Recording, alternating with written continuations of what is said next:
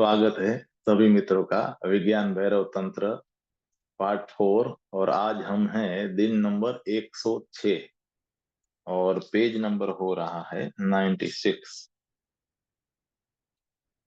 तो भगवान कहते हैं कि एक क्षण के लिए सोचो, अगर जीवन पूरी तरह सुरक्षित हो तो वो मृत ही होगा। सर्वथा सुरक्षित जीवन, समग्रतः सुरक्षित जीवन जीवंत नहीं हो सकता है, क्योंकि उसमें चुनौतियों की पुलक नहीं रहेगी। अगर तुम सभी खतरों से सुरक्षित हो जाओगे तो तुम मुर्दा हो जाओगे।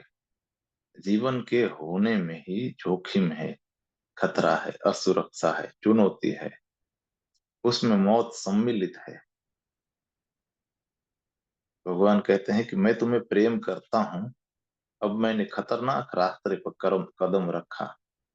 अब कुछ भी सुरक्षित नहीं हो सकता है, लेकिन अब मैं कल के लिए सब कुछ सुरक्षित करने की चेष्टा करूंगा।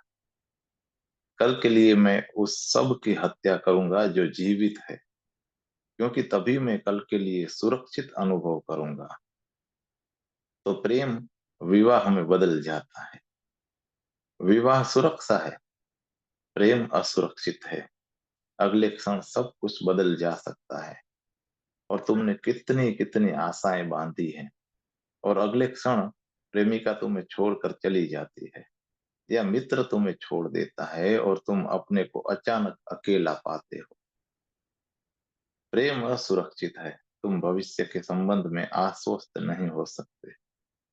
कोई भविष्यवाणी नहीं हो सकती है। तो हम प्रेम की हत्या कर देते हैं और उसकी जगह एक सुरक्षित परिपूरक को खोज लेते हैं। उसका नाम ही विवाह है। विवाह के साथ तुम सुरक्षित हो सकते हो। उसकी भविष्यवाणी की जा सकती है। तुम्हारी पत्नी कल भी तुम्हारी पत्नी रहेगी। तुम्हारा पति भविष्य में भी तुम्हारा पति रहेगा। लेकिन क्योंकि तुमने सब सुरक्षा कर ली, अब कोई खतरा नहीं है। प्रेम मर जाएगा। वह नाजुक संबंध मर गया, क्योंकि मृत चीजें ही स्थायी हो सकती हैं। जीवित चीजें बदलती रहती हैं, और वे बदलने को बाध्य हैं। बदलाहट जीवन का गुण है, और बदलाहट में असुरक्षा है। तो जो भी जीवन की गहराइयों में उतरना चाहते हैं, उन्हें असुरक्षित रहने के लिए तैयार रहना चाहिए। उन्हें खतरे में जीने के लिए तैयार रहना चाहिए। उन्हें अज्ञात में जीने के लिए तैयार रहना चाहिए। उन्हें किसी भी तरह भविष्य को बांधने की, सुरक्षित करने की चेष्टा नहीं करनी चाहिए। यह चेष्टा ही सब चीजों की हत्या कर देती है। और यह भी स्मरण रहे कि असुरक्षा जीवंत ही नहीं है, सुंदर भी है। सुरक्षा कुरूप और गंदी है, असुरक्षा जीवंत और सुंदर है। तुम तभी सुरक्षित हो सकते हो यदि तुम अपने सभी द्वार दरवाजे, सभी खिड़कियां, सब झरोखे बंद कर लो। न हवा को अंदर आने दो और न रोशनी को। कुछ भी अंदर मत आने दो। तब किसी तरह तुम सुरक्षित हो जाते हो। लेकिन तब तुम जीवित नहीं हो। तुम अपनी कब्र में प्रवेश कर गए। यह विधि तभी संभव है जब तुम खुले हो, ग्रहणशील हो, भयभीत नहीं हो। क्योंकि यह विधि पूरे ब्रह्मांड को अपने में प्रवेश देने की विधि है। जैसे विषयगत रूप से अक्षर शब्दों में और शब्द वाक्यों में जाकर मिलते हैं, और विषयगत रूप से वर्तुल चक्रों में और चक्र मूल तत्वों में जाकर मिलते हैं, वैसे ही अंततः इन्हें भी हमारे अस्तित्व में आकर मिलते हुए पाओ। प्रत्येक चीज मेरे अस्तित्व में आकर मिल रही है। मैं खुले आकाश के नीचे खड़ा हूँ, और सभी दिशाओं से, सभी कोने कातर से सारा अस्तित्व मुझ में मिलने आ रहा है।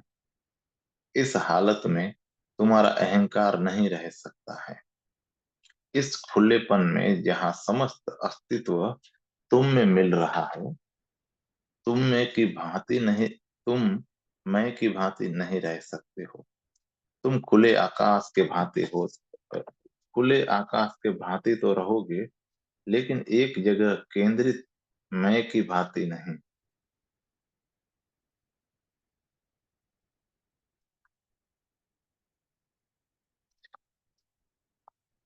इस विधि को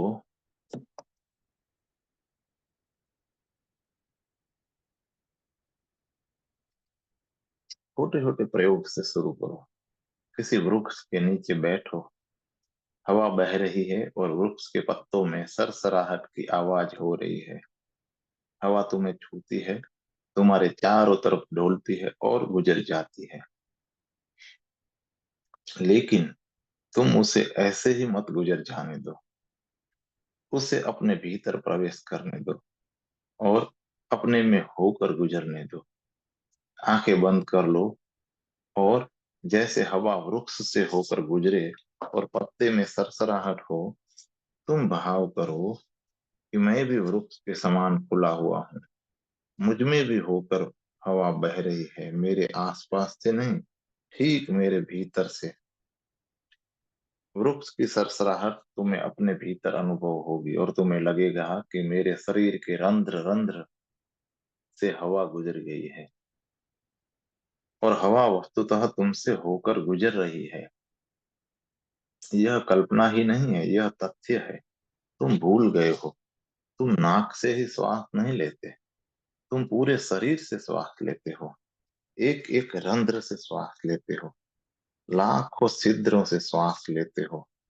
अगर तुम्हारे शरीर के सभी सभी छिद्र बंद कर दिए जाए, उस पर रंग पोत दिया जाए और तुम्हें सिर्फ नाक से श्वास लेने दिया जाए, तो तुम 3 घंटे में मर जाओगे। सिर्फ नाक से श्वास लेकर तुम जीवित नहीं रह सकते हो। तुम्हारे शरीर का प्रत्येक कोष्ठ जीवंत है और प्रत्येक कोष्ठ श्वास भी लेता है। हवा सच में तुम्हारे शरीर से होकर गुजरती है, लेकिन उसके साथ तुम्हारा संपर्क नहीं रहा है। तो किसी झाड़ के नीचे बैठो और अनुभव करो। आरंभ में यह कल्पना मालूम होगी, लेकिन जल्दी ही यह कल्पना यथार्थ बन जाएगी। यह यथार्थ ही है कि हवा तुमसे होकर गुजर रही है। और फिर उगते हुए सूरज के नीचे बैठो और अनुभव करो कि सूरज की किरणें न केवल मुझे छू रही हैं, बल्कि मुझ में प्रवेश कर रही हैं और मुझसे होकर गुजर रही हैं। इस तरह तुम खुल जाओगे, ग्रहणशील हो जाओगे। और यह प्रयोग किसी भी चीज के साथ किया जा सकता है। उदाहरण के लिए, मैं यहाँ बोल रहा हूँ और तुम सुन रहे हो। तुम मात्र कानों से भी सुन सकते हो और अपने पूरे शरीर से भी सुन सकते हो। तुम अभी और यहीं यह प्रयोग कर सकते हो। सिर्फ थोड़ी सी बदलाहट की बात है। और अब तुम मुझे कानों से ही नहीं सुन रहे हो, तुम मुझे अपने समस्त शरीर से सुन रहे हो। और जब तुम वास्तव में सुनते हो, ध्यान से सुनते हो, तो यह सुनना तुम्हारे समस्त शरीर से होता है। तुम्हारा कोई अंश नहीं सुनता है, तुम्हारी ऊर्जा का कोई एक खंड नहीं सुनता है। पूरे के पूरे तुम सुनते हो। तुम्हारा समूचा शरीर सुनने में संलग्न होता है। और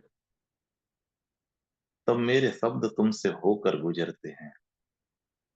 अपने प्रत्येक कोष्ठ से, प्रत्येक रंध्र से, प्रत्येक छिद्र से तुम उन्हें पीते हो। वे सभी ओर से तुम में समाहित होते हैं। अगर तुम एक प्रयोग कर सकते हो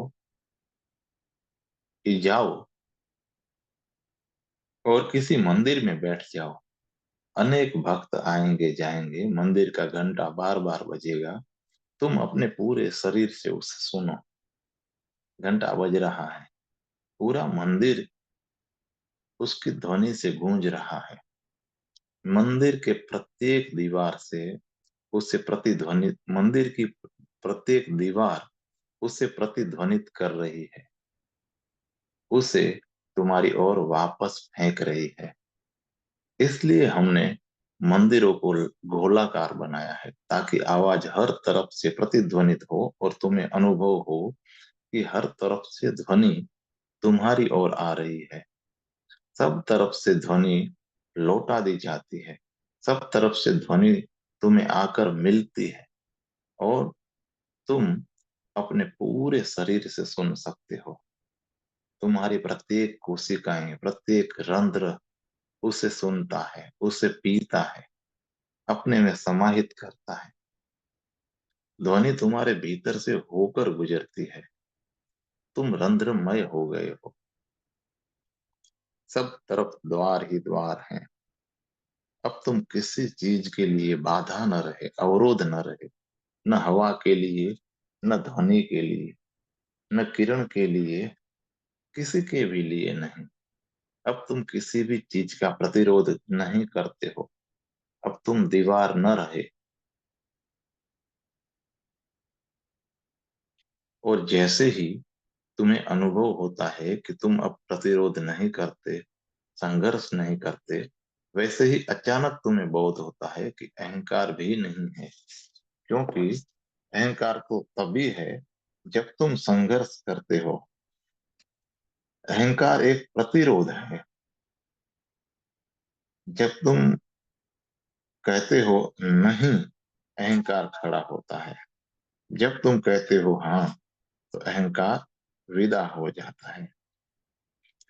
मैं उस व्यक्ति को आस्तिक कहता हूँ, सच्चा आस्तिक, जिसने अस्तित्व को हाँ कहा है। उसमें कोई नहीं नहीं रहा, कोई प्रतिरोध नहीं रहा, उसे सब स्वीकार है, वह सब कुछ को घटित होने देता है। अगर मृत्यु भी आती है तो वह अपना द्वार बंद नहीं करेगा। अगर उसके द्वार मृत्यु के लिए भी खुले ही रहेंगे। इस खुलेपन को लाना है, तो ही तुम इस विधि को साध सकते हो।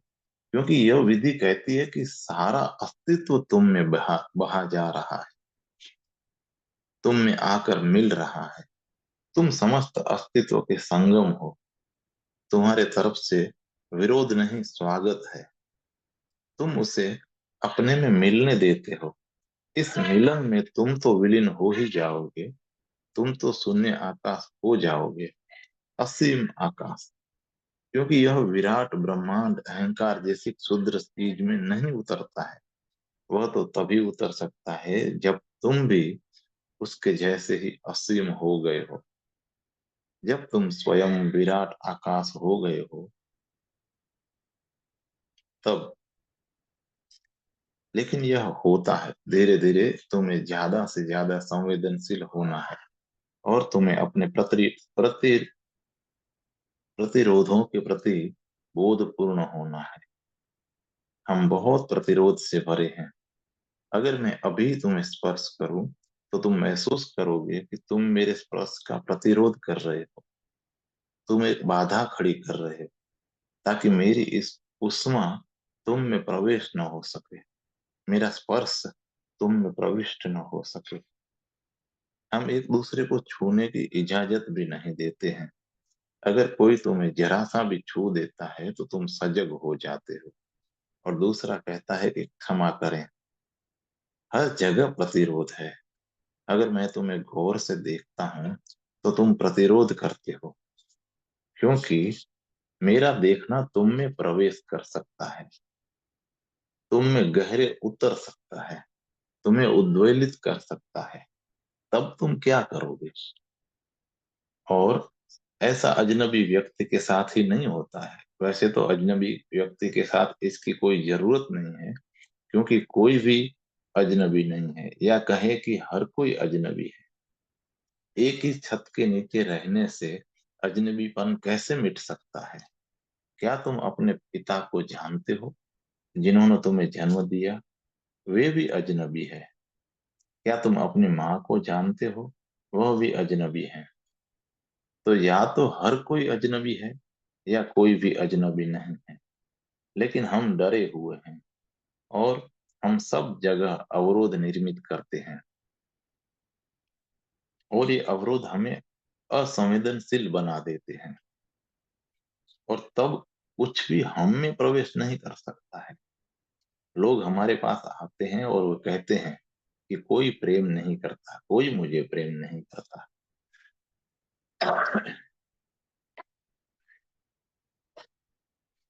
और मैं उस व्यक्ति को छूता हूँ और महसूस करता हूँ कि वह स्पर्श से भी डरा हुआ है। एक सूक्ष्म खिंचाव है। मैं उसका हाथ अपने हाथ में लेता हूँ और वह अपने को सिकुड़ लेता है। वह अपने हाथ में मौजूद नहीं है। मेरे हाथ में उसका मुर्दा हाथ है। वह तो पीछे हट चुका है। और वह कहता है कि कोई मुझे प्रेम नहीं करता है। कोई तुम्हें प्रेम कैसे कर सकता है? और अगर सारा संसार भी तुम्हें प्रेम करे तो भी तुम उसे अनुभव नहीं करोगे, क्योंकि तुम बंद हो। प्रेम तुम में प्रवेश नहीं कर सकता है। कोई द्वार दरवाजा नहीं है, और तुम अपने ही कारागृह में बंद होकर दुख पा रहे हो। अगर अहंकार है तो तुम बंद हो प्रेम के प्रति, ध्यान के प्रति, परमात्मा के प्रति। इसलिए पहले तो ज्यादा संवेदनशील, ज्यादा ग्राहक और ज्यादा खुले होने की चेष्टा करो। जो तुम्हें होता है उसे होने दो, तो ही भगवत्ता घटित हो सकती है, क्योंकि वह असीम घटना है। अगर तुम साधारण चीजों को ही अपने में प्रवेश नहीं दे सकते हो, तो परम तत्व को कैसे प्रवेश दोगे? क्योंकि जब तुम्हें परम घटित होगा, तब तो तुम बिल्कुल नहीं रहोगे, तुम बिल्कुल खो जाओगे। कबीर ने कहा है कि जब मैं था तब हरि नहीं, अब हरि है मैं नहीं। खोजने वाला कबीर अब कहाँ है? वह तो रहा ही नहीं। कबीर आश्चर्य से पूछते हैं, यह कैसा मिलन है? जब मैं था तो परमात्मा नहीं था, और अब जब परमात्मा है तो मैं नहीं हूं। यह कैसा मिलन है? लेकिन वस्तुतः यही मिलन मिलन है, क्योंकि दो नहीं मिल सकते हैं। सामान्यतः हम सोचते हैं कि मिलन के लिए दो की जरूरत है। अगर एक ही है तो मिलन कैसे होगा? सामान्य तर्क कहता है कि मिलन के लिए दो जरूरी है, मिलन के लिए दूसरा जरूरी है।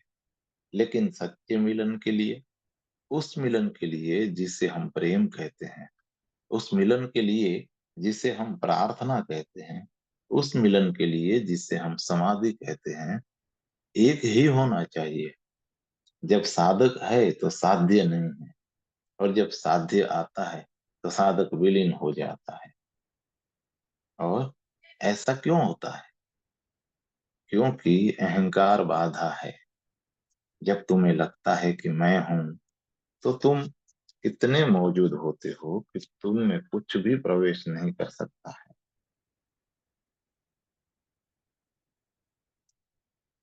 तुम अपने से ही इतने भरे होते हो।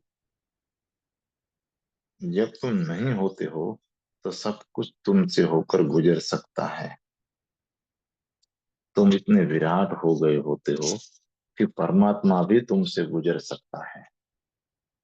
अब पूरा अस्तित्व तुमसे होकर गुजरने को तैयार है, क्योंकि तुम तैयार हो। धर्म की सारी कला इसमें है कि कैसे स्वयं को खोया जाए, कैसे विलीन हुआ जाए, कैसे समर्पित हुआ जाए, कैसे शून्य आकाश हुआ जाए। आज इतना ही। दोस्तों, एक दूसरा चैप्टर है अब, चैप्टर नंबर 54, और उसका नाम है समग्र मनुष्य संतुलित संस्कृति।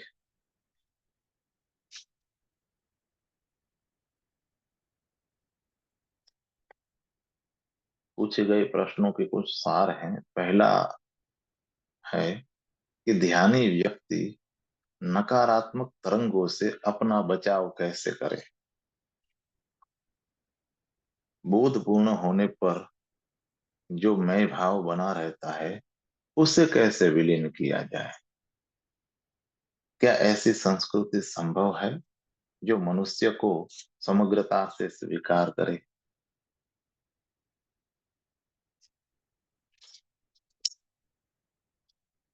तो पहला प्रश्न है कि जो ध्यानी व्यक्ति खुला, निष्क्रिय, ग्राहक और संवेदनशील है, उसे अपने चारों ओर फैली नकारात्मक और तनावग्रस्त तरंगों के प्रभाव के कारण दुख सहना पड़ता है। कृपा करके समझाएं कि वह हानिप्रद तरंगों से अपना बचाव कैसे करे।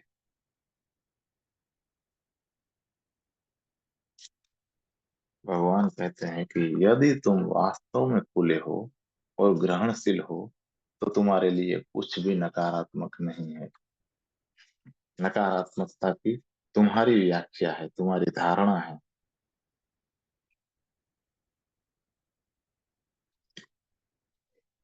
अगर तुम खुले हो तो तुम्हारे लिए कुछ भी हानिप्रद नहीं है, क्योंकि हानि का भाव तुम्हारी व्याख्या है और तुम्हारी धारणा है। अगर तुम सच में सचमुच ग्रहणशील हो तो कुछ भी तुम्हें हानि नहीं कर सकता है। कुछ भी तुम्हें हानिप्रद नहीं मालूम हो सकता है। कोई चीज तुम्हें हानिप्रद इसलिए लगती है क्योंकि तुम प्रतिरोध करते हो, क्योंकि तुम उसके विरोध में हो, क्योंकि तुम्हें उसका स्वीकार नहीं है। इस बात को गहराई से समझने की जरूरत है। शत्रु है क्योंकि तुम उससे अपना बचाव कर रहे हो। शत्रु है क्योंकि तुम खुले नहीं हो।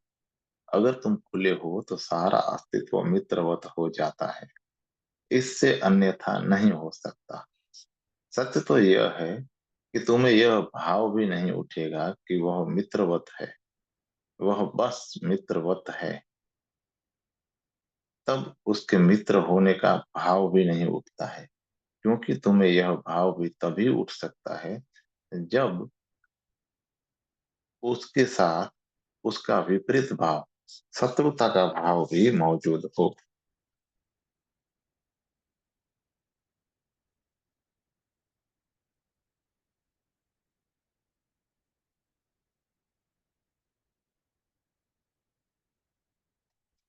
यह बात मुझे इस भांति कहने दो। अगर तुम ग्रहणशील हो, खुले हो, तो उसका मतलब है कि तुम असुरक्षा में रहने के लिए राजी हो। गहरे में उसका अर्थ है कि तुम मरने के लिए भी तैयार हो। तुम प्रतिरोध नहीं करोगे, तुम विरोध नहीं करोगे, तुम बाधा नहीं बनोगे। यदि मृत्यु आए तो कोई प्रतिरोध नहीं होगा। तुम उसे भी आने दोगे। तुम अस्तित्व को समग्रतः स्वीकार करते हो। तब फिर तुम उसे मृत्यु की तरह कैसे अनुभव करोगे? अगर तुम उसे अस्वीकार करोगे तो ही मृत्यु तुम्हें शत्रु मालूम पड़ेगी। अगर अस्वीकार नहीं है तो शत्रु कैसा? शत्रु तो तुम्हारे अस्वीकार से निर्मित होता है।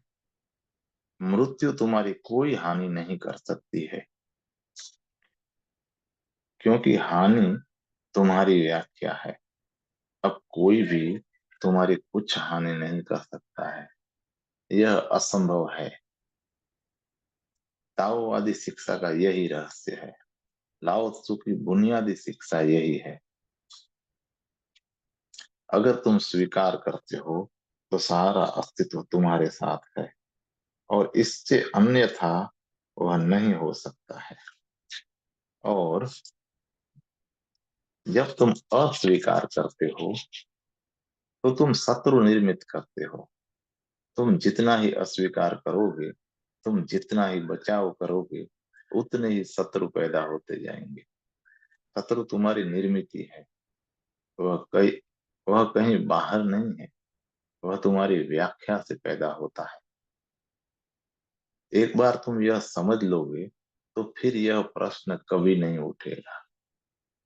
तुम यह नहीं कह सकते कि मैं ध्यानपूर्ण हूं, मैं खुला हूं, ग्रहणशील हूं, इसलिए अपने चारों ओर की नकारात्मक तरंगों से अपनी रक्षा कैसे करूं? अब कुछ भी नकारात्मक नहीं हो सकता है। नकारात्मकता का अर्थ क्या है? नकारात्मक का अर्थ है कि वह चीज जिसे तुम इनकार करते हो, जिसे तुम स्वीकार करना नहीं चाहते, जिसे तुम हानिप्रद मानते हो। और यदि ऐसा है तो तुम खुले हुए नहीं हो, तब तुम ध्यान में नहीं हो। यह प्रश्न केवल बौद्धिक तल पर उठता है। यह अनुभूतिगत प्रश्न नहीं है। तुमने ध्यान ध्यान का स्वाद नहीं लिया है। तुम्हें ध्यान का पता नहीं है।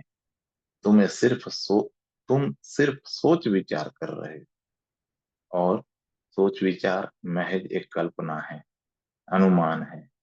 यह तुम्हारा अनुमान है कि अगर मैं ध्यान करूंगा और संवेदनशील हो जाऊंगा तो मैं असुरक्षा में पड़ जाऊंगा। तब नकारात्मक तरंगे मुझ में प्रवेश कर जाएंगी और मुझे नुकसान पहुंचाएंगी। और तब मैं अपनी रक्षा कैसे करूंगा? यह एक बौद्धिक प्रश्न है, कल्पित प्रश्न है। मेरे पास बौद्धिक प्रश्नों को मत लाओ।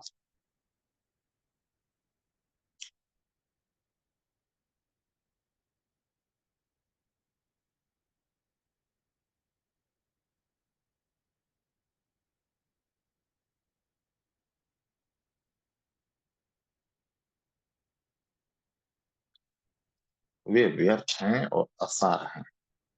ध्यान करो, संवेदनशील हो, और तब तुम कभी ऐसे प्रश्न मेरे पास नहीं लाओगे, क्योंकि तुम्हारे स्वीकार करने में ही नकारात्मकता विदा हो जाती है।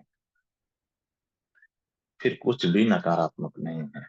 और अगर तुम सोचते हो कि कुछ नकारात्मक है तो तुम खुले नहीं हो सकते। नकारात्मकता का डर ही तुम्हें बंद कर देगा।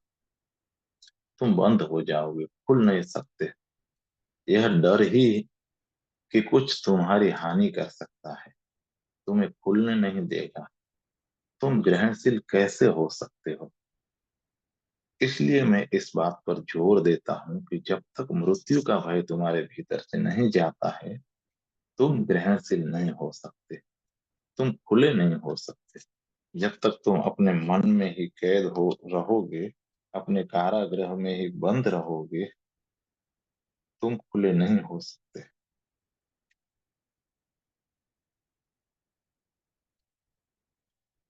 लेकिन तुम अनुमान कर सकते हो, और तुम जो भी अनुमान करोगे वह सब गलत ही होगा, क्योंकि मन ध्यान के संबंध में कुछ भी नहीं जान सकता है। उस जगत में उसका प्रवेश संभव नहीं है। मन जब पूरी तरह विसर्जित हो जाता है तब ध्यान घटित होता है।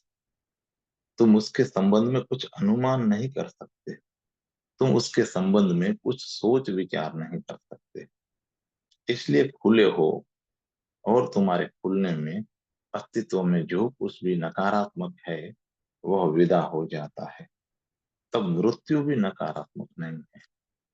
तुम्हारे भय से नकार निर्मित होता है। कहीं गहरे में तुम भयभीत हो, और उसी भय के कारण तुम सुरक्षा के उपाय करते हो, और उन सुरक्षा के उपायों की आड़ में शत्रुता पैदा होती है। तो इस तथ्य को देखो कि शत्रु तुम पैदा करते हो। अस्तित्व को तुमसे कोई शत्रुता नहीं है। कैसे कैसे अस्तित्व शत्रुतापूर्ण हो सकता है? तुम अस्तित्व के हिस्से हो। तुम उसके अंग हो, अभिन्न अंग। अस्तित्व तुम्हारे प्रति शत्रुतापूर्ण कैसे हो सकता है? तुम अस्तित्व से जुड़े हुए हो। तुम उससे पृथक नहीं हो। तुम्हारे और अस्तित्व के बीच कोई अंतराल नहीं है। जब भी तुम्हें लगता है कि नकारात्मकता है, मृत्यु है, ध्रुणा है, शत्रु है, और यदि मैं खुला और असुरक्षित रहा तो अस्तित्व मुझे मिटा देगा, तो तुम्हें ख्याल आता है कि मुझे अपना बचाव करना होगा। और फिर तुम बचाव की नहीं सोचते, कुछ और भी सोचते हो, क्योंकि सुरक्षा का सर्वश्रेष्ठ उपाय आक्रमण करना होता है, हमला करना। तो तुम मात्र अपना बचाव ही नहीं करते। जब भी तुम्हें ख्याल आता है कि मुझे अपना बचाव करना है तो तुम आक्रामक हो जाते हो, क्योंकि आक्रमण सुरक्षा का सबसे कारगर उपाय है। भय शत्रु पैदा करता है और सुरक्षा को जन्म देता है, और सुरक्षा से फिर आक्रमण आता है। इस तरह तुम हिंसक हो जाते हो। तुम निरंतर अपने बचाव में लगे रहते हो। और तब तुम सबके विरुद्ध हो जाते हो। इस बात को अच्छे से समझना होगा कि अगर तुम भयभीत हो तो तुम सबके विरुद्ध हो। मात्रा का फर्क हो सकता है, लेकिन तब तुम्हारे शत्रु तो शत्रु ही हैं। तुम्हारे मित्र भी शत्रु हैं। मित्र थोड़ा कम शत्रु है, इतना ही फर्क है। तब तुम्हारा पति, तुम्हारी पत्नी भी शत्रु है। तुमने सिर्फ कोई व्यवस्था बना ली है, कुछ समायोजन कर लिया है, या संभव है तुम दोनों का कोई समान शत्रु है, बड़ा शत्रु है, और उस समान और बड़े शत्रु के खिलाफ तुम दोनों मिल गए हो। तुमने एक दल बना लिया है, लेकिन शत्रुता तो है। अगर तुम बंद हो तो सारा अस्तित्व तुम्हारा दुश्मन है, ऐसा नहीं है। लेकिन ऐसा तुम्हें मालूम पड़ता है कि समस्त अस्तित्व शत्रुतापूर्ण है। जब तुम खुले होते हो तो समस्त अस्तित्व तुम्हारा मित्र हो जाता है। और अभी जबकि तुम बंद हो, मित्र भी शत्रु है। इससे अन्यथा नहीं हो सकता है। गहरे में तुम अपने मित्र से भी डरते हो। हेनरी थोरो ने या किसी अन्य ने कहीं परमात्मा से प्रार्थना में कहा है कि मैं अपने शत्रुओं से निपट लूंगा, लेकिन तुम मुझे मेरे मित्रों से निपटने में सहायता करो। मैं अपने शत्रुओं से लड़ लूंगा, तुम मुझे मेरे मित्रों से बचाओ। मित्रता सिर्फ सतह पर है, गहरे में शत्रुता है। संभव है तुम्हारी मैत्री शत्रुता को छिपाने के लिए एक मुखौटा भर हो। अगर तुम बंद हो तो सिर्फ शत्रु ही पैदा कर सकते हो, क्योंकि जब तुम खुले होते हो तो ही मित्र प्रकट होता है। जब तुम किसी के प्रति समग्रतः खुले होते हो तो ही मैत्री घटित होती है, और कोई दूसरा उपाय नहीं है।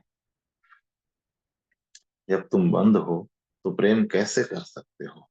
तुम अपने कारागृह में बंद हो, मैं अपने कारागृह में बंद हूँ, और जब हम मिलते हैं तो सिर्फ कारागृह की दीवारें एक दूसरे से मिलती हैं।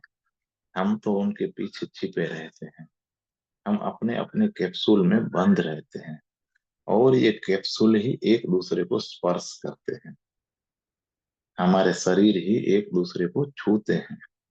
गहरे में हम दूर दूर रहते हैं, कटे कटे रहते हैं। संभोग में भी जब हमारे शरीर एक दूसरे में प्रवेश करते हैं, तुम प्रवेश नहीं करते, सिर्फ शरीर मिलते हैं। तुम तब भी अपने कैप्सूल में, अपने कवच में बंद रहते हो। तुम अपने को महज धोखा दे रहे हो कि कोई मिलन हुआ है। काम कृत्य में भी, जो कि गहनतम मिलन है, कोई मिलन हो नहीं पाता है। यह नहीं हो सकता है क्योंकि तुम बंद हो। प्रेम असंभव हो गया है, और कारण यही है कि तुम भयभीत हो। तो ऐसे प्रश्न मत पूछो, ऐसे गलत प्रश्न मत लेकर आओ।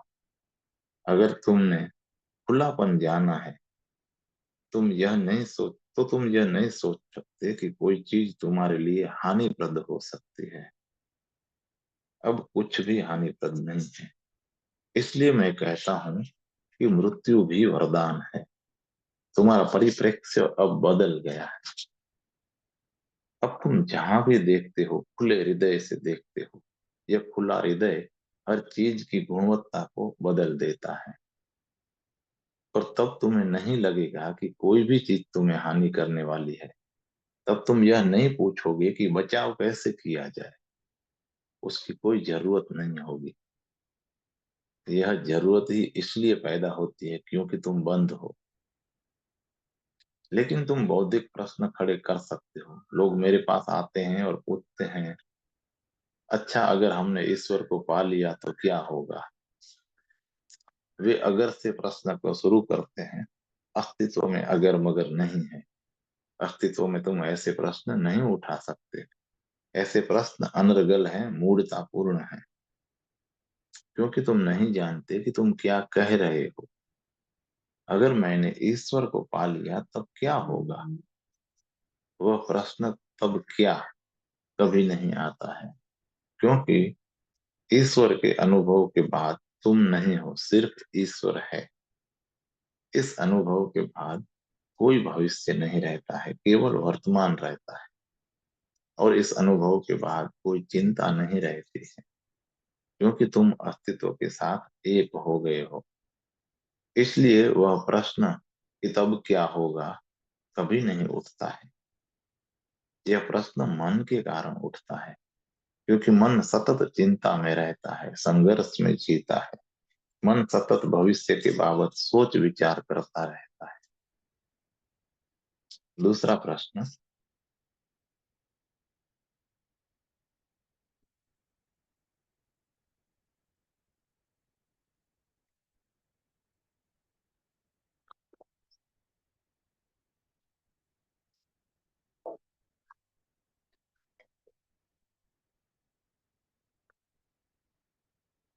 जब मैं अधिकाधिक बोधपूर्ण होता हूँ, तो मेरे होने का भाव भी प्रगाढ़ होता है।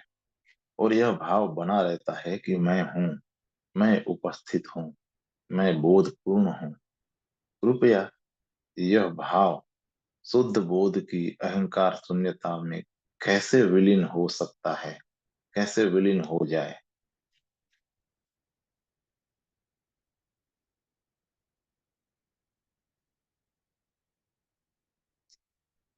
भगवान कहते हैं कि यह भी एक बौद्धिक प्रश्न है। जब मैं अधिकाधिक बोधपूर्ण होता हूँ, तो मेरा होने का भाव भी प्रगाढ़ होता है। और यह भाव भी बना रहता है कि मैं हूँ, मैं उपस्थित हूँ, मैं बोधपूर्ण हूँ। ऐसा कभी होता नहीं है, क्योंकि जैसे जैसे बोध बढ़ता है, मैं कम हो जाता है। पूर्ण बोध में तुम होते हो, लेकिन ऐसा कोई भाव नहीं रहता है कि मैं हूँ। शब्दों में ज्यादा से ज्यादा यही कहा जा सकता है कि सूक्ष्म हूंपन का भाव रहता है।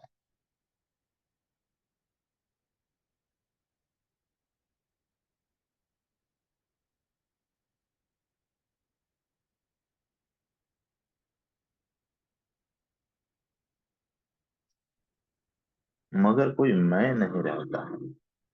तुम अपने को अनुभव करते हो, और उसे प्रगाढ़ता से अनुभव करते हो।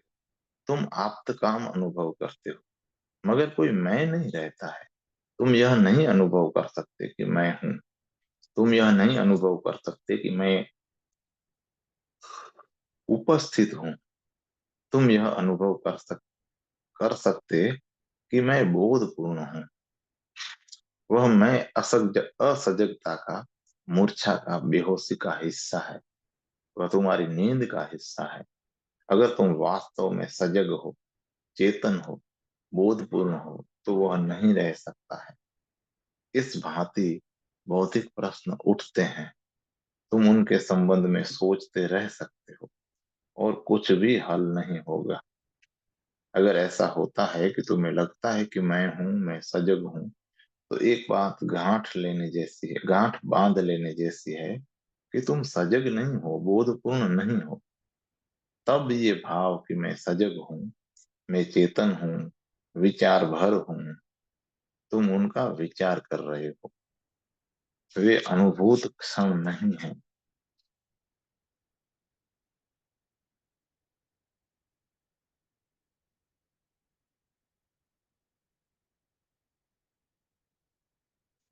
तुम सोच सकते हो कि मैं सजग हूँ, तुम दोहरा सकते हो कि मैं बोधपूर्ण हूँ, लेकिन उसका कुछ परिणाम नहीं होने वाला है।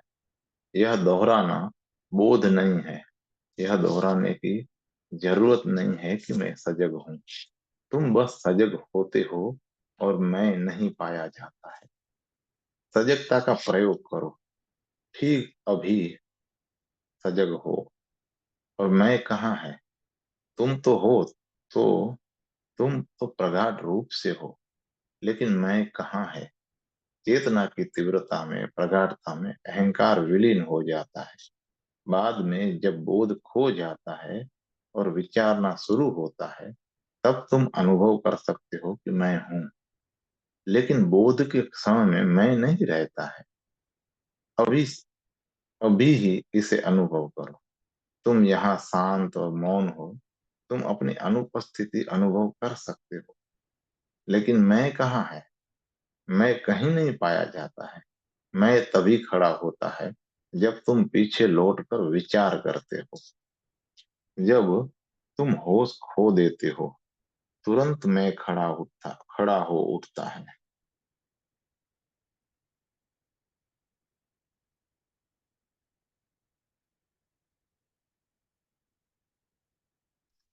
यदि तुम एक क्षण के लिए भी सरल बोध को अनुभव कर सको, तो तुम तो होते हो, लेकिन मैं नहीं। जब तुम बोध खो देते हो, जब बोध का क्षण गुजर जाता है, तब तुम सोच विचार करने लगते हो, तो तुरंत मैं वापस लौट आता है। यह विचार की प्रक्रिया का हिस्सा है। मैं की धारणा एक विचार ही है। मैं एक विचार ही है। मैं हूं, यह भी एक विचार है। जब तुम सावचेत हो और विचार नहीं है, तब तुम कैसे अनुभव कर सकते हो कि मैं हूं? तुम्हारा होना रहता है, लेकिन यह होना विचार नहीं है। यह विचारना नहीं है, यह अस्तित्वगत है, तथ्य है। लेकिन फिर तुम तथ्य पर तुरंत विचार करने लग सकते हो, और तुम मैं की इस अनुपस्थिति के अंतराल के बारे में भी विचार कर सकते हो। और जैसे ही तुम सोच विचार करते हो, मैं लौट आता है। विचारणा के साथ अहंकार प्रवेश कर जाता है। विचारणा अहंकार है, निर्विचार में अहंकार नहीं है। तो जब भी तुम कोई प्रश्न पूछना चाहो, तो उससे पहले अस्तित्वगत बना लो। मुझे प्रश्न देने से पहले देख लो कि तुम जो भी पूछ रहे हो प्रासंगिक है या नहीं।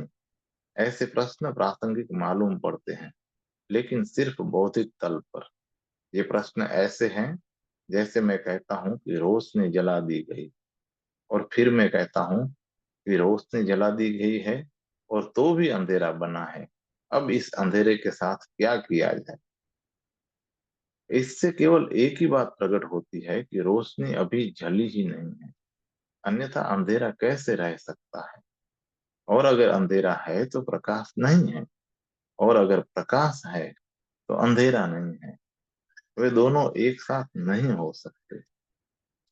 बोध और अहंकार एक साथ नहीं हो सकते। अगर बोध जगा है, अगर बोध है, तो अहंकार विदा हो जाएगा। बोध का आना और अहंकार का जाना दोनों युगपत घटनाएं हैं। उनमें एक क्षण का भी अंतराल नहीं है। प्रकाश जला नहीं कि अंधकार विलीन हुआ नहीं। ऐसा नहीं है कि अंधकार धीरे धीरे जाता है, थोड़ा थोड़ा जाता है, क्रमशः जाता है। तुम उससे बाहर जाते हुए नहीं देख सकते। तुम यह नहीं कह सकते कि अब अंधकार बाहर जा रहा है। प्रकाश के होते ही अंधकार तत्क्षण विलीन हो जाता है। एक क्षण का भी अंतराल नहीं है, क्योंकि अगर अंतराल हो तो तुम अंधकार को बाहर जाते हुए देख सकते हो। और अगर क्षण का भी अंतराल हो, तो कोई कारण नहीं है कि 1 घंटे का अंतराल क्यों नहीं हो सकता है। लेकिन कोई अंतराल नहीं है। घटना युगपत है। वस्तुतः प्रकाश का आना और अंधकार का जाना एक ही घटना के दो पहलू हैं।